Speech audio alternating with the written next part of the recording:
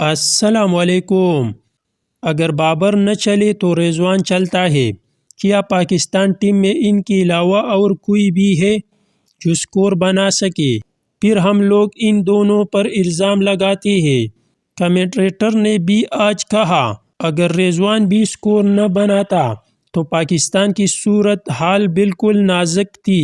Match میں محمد رضوان اب کہہ سکتے ہیں اوپننگ جوڑے کے ٹوٹنے سے پاکستان کو نقصان ہوا ہے۔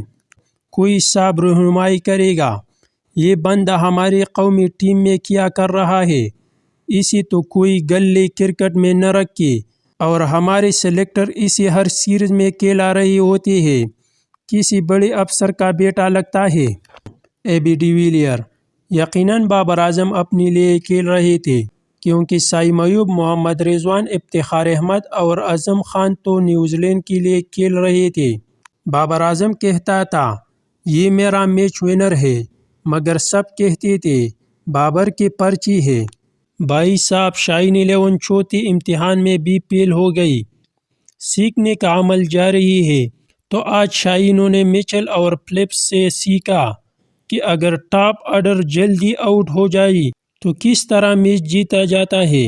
محمد حسیب اگر میں ٹاس جیتا تو آج پہلے بیٹنگ ہی کرتے۔ ہم سیریز ہار گئی ہے مگر ہم بڑے ایونٹ T20 ورلڈ کپ کی تیاری کر رہے ہیں۔